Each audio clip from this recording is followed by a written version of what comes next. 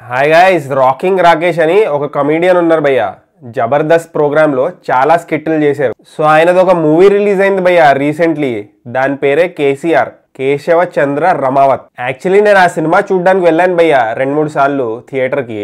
కానీ జనాలు లేరని చెప్పి షోస్ క్యాన్సిల్ చేశారు. అందుకే నేను ఆ మూవీ చూడలేకపోయాను, ఇంకా రివ్యూ ఇవ్వలేకపోయాను. అంటే కొంతమంది అడిగారు భయ్య కామెంట్ సెక్షన్ లో మూవీ రివ్యూ ఇవ్వమని.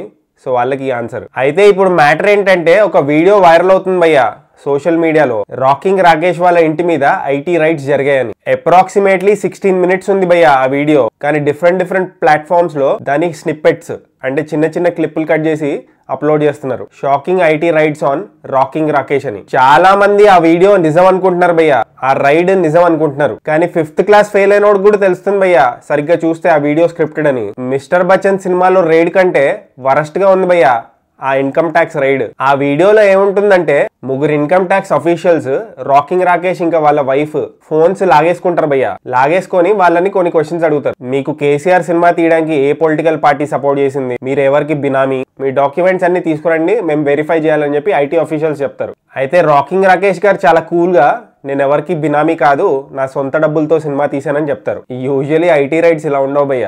ఆ ఐటీ అఫీషియల్సే ఇల్లంతా జల్లడబడతారు. ఇలా కూర్చొని తాపీగా డిస్కషన్ పెట్టరు. ఏదో కాఫీ షాప్ లో కాన్వర్సేషన్ లాగా ఉండదు. అండ్ ఇది స్క్రిప్టెడ్ వీడియో అని చెప్పడానికి ఆ ఐటీ అఫీషియల్స్ పర్ఫార్మెన్స్ కూడా వేరే లెవెల్లో ఉంటుంది. అండ్ ఆ మైకుల సౌండ్లు కిచ్ కిచ్ కిచ్ కిచ్ అని వస్తూ ఉంటది. అందరికి మైకులు పెట్టారు. ఈ క్లిప్ చూడండి, యాక్షన్ అనే పదాన్ని కూడా కట్ చేయలేదు భయ్య.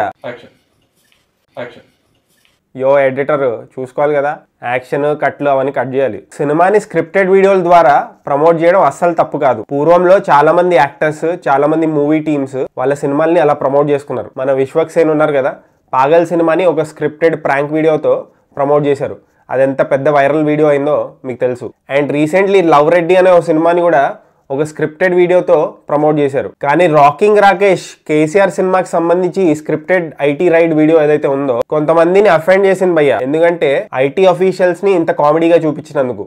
ఐటీ అఫీషియల్స్ వాళ్ళ అఫీషియల్ హ్యాండిల్స్ ని ట్విట్టర్ లో ట్యాగ్ చేస్తున్నారు, మిమ్మల్ని ఇలా వాడుకుంటున్నారు ఏంటి. అండ్ కొంతమంది ఇది నిజమే అనుకుంటున్నారు.